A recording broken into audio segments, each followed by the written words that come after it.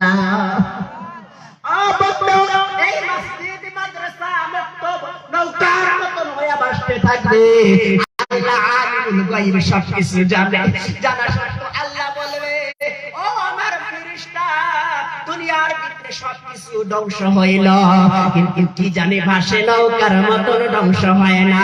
ফেরেশতা আয়েশা দেখবে মসজিদ মাদ্রাসা মক্তব নৌকার মতন হয়ে ভাসতেছে। ফেরেশতা বলবে, ও মসজিদ, ও মক্তব, ও মাদ্রাসা, তোমরা কেন ধ্বংস হইলা না? তোমরা কেন ধ্বংস হইলা না?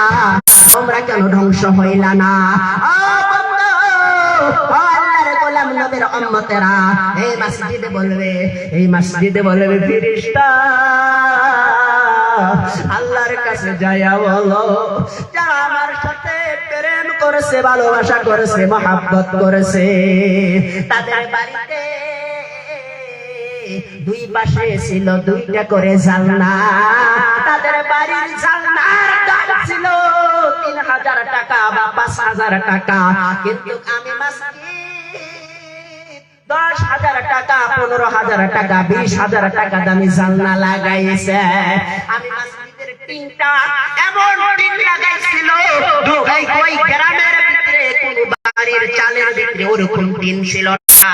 আমি মসজিদের টাচ লাগানো হয়েছিল, এমন রং করা হয়েছিল, দুনিয়ার ভিতরে কোন ঘরের ভিতরে অমন রং করা হয় নাই। দুনিয়ার ভিতরে কোন ঘরের সাথে আমার সাথে বনে নাই, আমার সাথে বলে নাই। গ্রামের মানুষ এত আমাকে মহব্বত করেছে, কত কষ্ট করে সকালবেলা ৮টার টাইমে ঠান্ডার দিনে সকালবেলা উঠে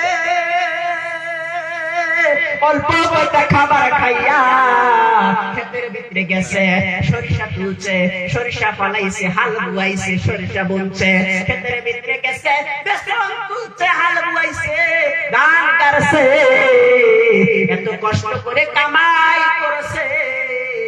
কিন্তু বছরের ভিতরে একবার আমাকে উন্নত করার জন্য, আমাকে দামি করার জন্য একটা করে মাহফিল দেওয়া হয়েছে।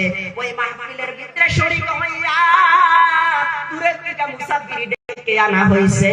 ওই বক্তার কথা শুই না, ওই বক্তার হাতে হাত রাখিয়া দান করেছে। ও ফেরেশতা, আল্লাহকে দয়া বলে দাও, ওই ব্যক্তিদেরকে, ওই অসহায় বান্দা বান্দীদেরকে জান্নাতে না দেওয়া পর্যন্ত আমি মসজিদ, আমি মাদ্রাসা মক্তব ধ্বংস হব না। বলেন না সুবহানাল্লাহ। ও বান্দা, ও আল্লাহর গোলাম নবীর উম্মতেরা, ফেরেশতা আল্লাহর কাছে যাবে, মাওলা গো, যারা তোমার সাথে প্যার মহব্বত ভালোবাসা, যারা মসজিদের সাথে প্যার মহব্বত ভালোবাসা করেছে, তাদেরকে জান্নাতে না দেওয়া পর্যন্ত মসজিদ মাদ্রাসা মক্তব ধ্বংস হবে না। আল্লাহ বলবে, ও ফেরেশতা, যাও যাও মসজিদকে বলে দাও, মসজিদকে বলে দাও, যারা তাদের সাথে মহব্বত করেছে, ভালোবাসা করেছে, দান করেছে, আমি আল্লাহ তাদেরকে হিসাবে জান্নাতে দাখিল করাইয়া দিলাম। বলেন না সুবহানাল্লাহ। এরপরেও মাদ্রাসা ধ্বংস হবে না, এরপরেও মসজিদ ধ্বংস হবে না। আল্লাহ ফেরেশতাকে আবার পাঠিয়ে দিলে, কেন ধ্বংস হইতেছে না, কেন ধ্বংস হইতেছে না? এইবার ফেরেশতা আসার পরে জিজ্ঞাসা করার পরে মসজিদে উত্তর দিলে, যারা আমার সাথে প্রেম ভালোবাসা মহব্বত করে নাই, আমাকে ভালোবাসে নাই, বাড়ি আমার পিতা দামি করেছে, তার বাড়ির ঘরটা ছিল আমার থেকে দামি, কিন্তু আমি দামি ছিলাম না।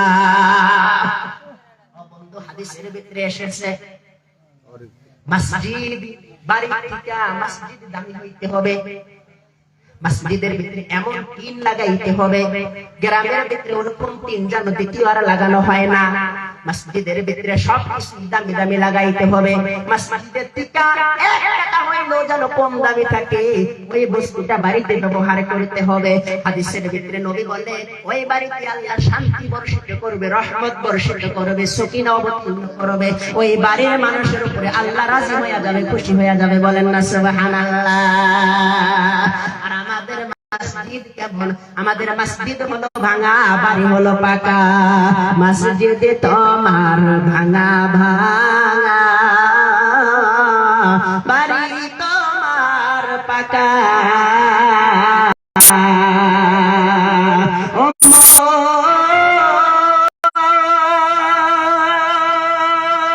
মসজিদ থেকে বাড়ি দামি বানায়া কোথায় বিসরাও শান্তি।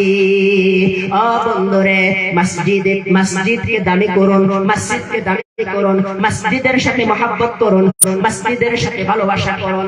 ও আল্লাহর গোলাম, ও নবীর উম্মতেরা, শুনে রাখুন, জেনে রাখুন, এই মসজিদের সাথে যারা প্যারা ভালোবাসা মহব্বত করবে না, দান করবে না, এই মসজিদ ফেরেশতাকে বলবে যারা আমার সাথে ভালোবাসা করে নাই, মহব্বত করে নাই, তাদেরকে জাহান্নামে না দেওয়া পর্যন্ত আমি মসজিদে ধ্বংস হব না। একটু জিকির করি লা ইলাহা, জোরে লা ইলাহা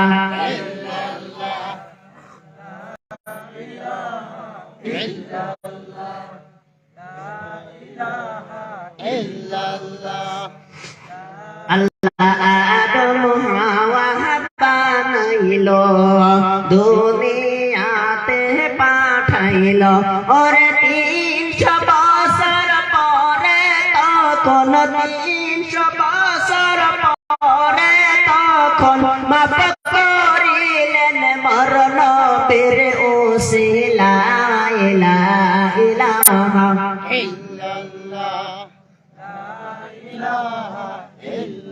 লা ইলাহা।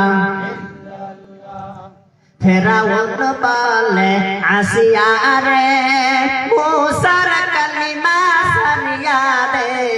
ফেরাউন বলে আসিয়া রে, মুসার কালিমা সারিয়া দে। আসিয়া বলে জীবন দেব, আসিয়া বলে জীবন দিব, শহীদ হব মুসার কালিমা সরবনা। লা ইলাহা জোরে লা ইলাহা ইল্লাল্লাহ, জোরে লা ইলাহা ইল্লাল্লাহ, লা ইলাহা ইল্লাল্লাহ মুহাম্মাদুর রাসূলুল্লাহ। সবাই পড়ি সাল্লাল্লাহু আলাইহি ওয়াসাল্লাম। ও আল্লাহর গোলাম, ও নবীর উম্মতেরা, শুনে রাখুন, জেনে রাখুন, আপনি এত বড় বেমারের ভিতরে পড়ছেন, আপনি ডাক্তারখানায় এত টাকা নষ্ট করতেছেন, এত টাকা ভাঙতেছেন, ডাক্তারকে দেখাইতেছেন,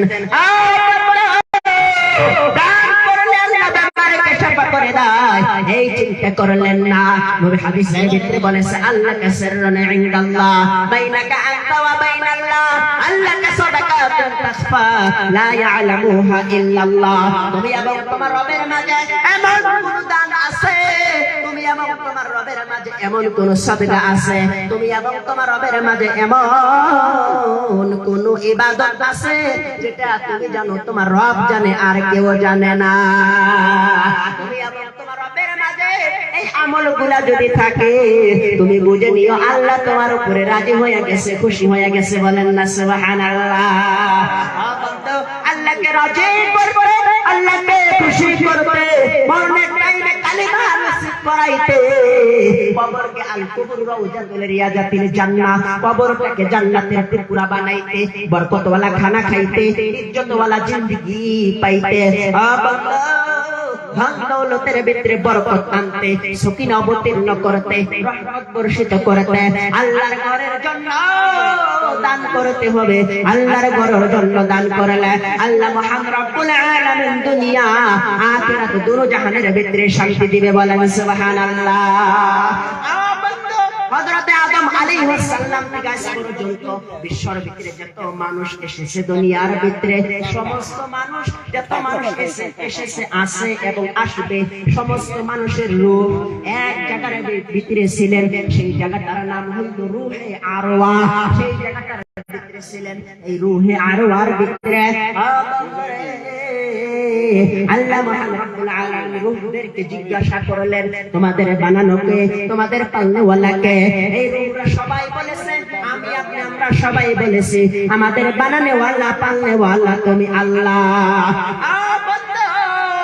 এই কথা বলেছে আল্লাহ। বলে ঠিক আছে, তোমাদের বানানেওয়ালা, তোমাদের পালনেওয়ালা মালিক যদি আমি আল্লাহ হই, আমি তোমাদের তোমাদেরকে তিনটা বস্তু দিয়ে একটা জগতের ভিতরে পাঠাবো পরীক্ষা দেওয়ার জন্য। আমি জান দিব, আমি মাল দিব, আমি সময় দিব।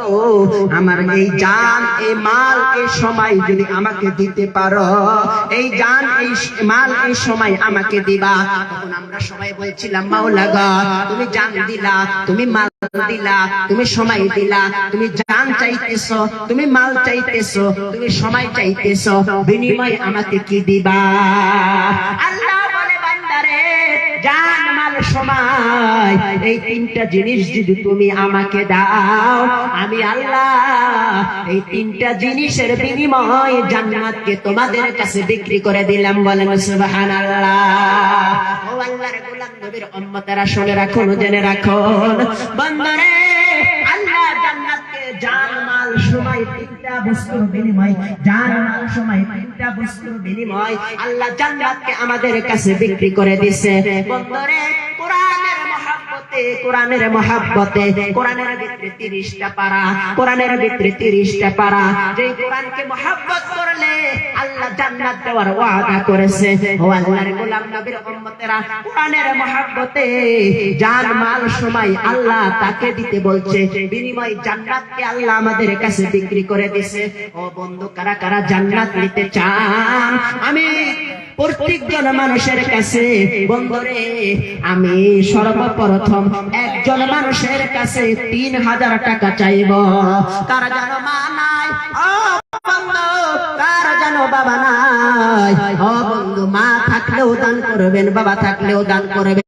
মা বাবার জন্য দোয়া করবো। দাদা নাই, দাদি নাই, নানা নাই, নানি নাই, নানা নাই, নানি নাই, দাদা, দাদি, খালা, খালু, আত্মীয় স্বজন থেকে অনেকেই তো কবরে গেছে, তাদের আমলের দরজা বন্ধ হয়ে গেছে। বন্ধরে,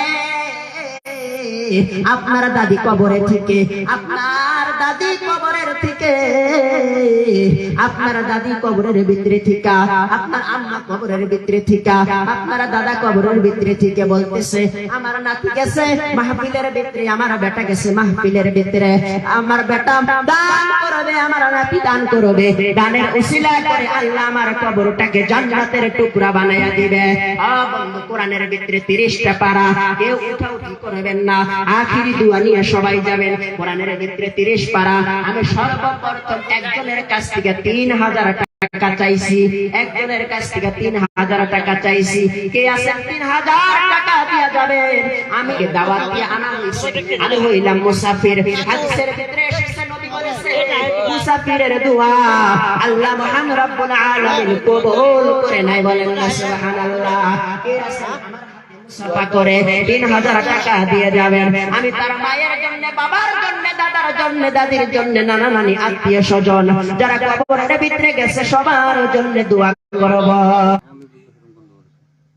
জুলহাস আলী, সবাই তাকবীর দেই, লিল্লাহি তাকবীর। জুলহাস আলী ভাই 5000 টাকা মসজিদের জন্য দান করেছে। আরেকবার লাই তাকবীর। জোর হয় নাই, মনে হয় খিদা লাগছে, খিচড়ি আছে, চিন্তা কইরেন না, চিল্লাইয়া বলেন নাই তাকবীর, আল্লাহু আকবার। এইবার কিছু শোনা গেল, কিন্তু শোনাও গেল না, মাইকটা ভালো না, সাউন্ড ভালো হয় না। 5000 টাকা দান করলো জুলহাস ভাই, তার জন্য দোয়া করব। সবাই একটু হাত তোলেন। বিসমিল্লাহির রহমানির রহিম। ইয়া মাওলা, ইয়া মাবুদ, জুলহাস ভাই 5000 টাকা দান করেছে। জানি না তার মা নাই না বাবা নাই। মাবুদ গো, জিজ্ঞাসা করি নাই গো মাওলা, তুমি তো আলিমুল গায়ব।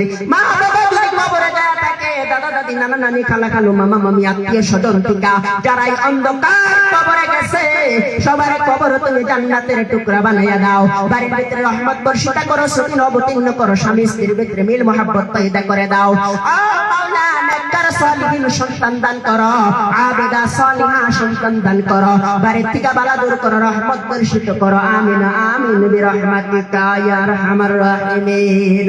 দান করিবেন ভাই বন্ধুরা, খালি হাতে যাবেন না, দানের জন্য দোয়া করব আমি সামিউল মাওলানা।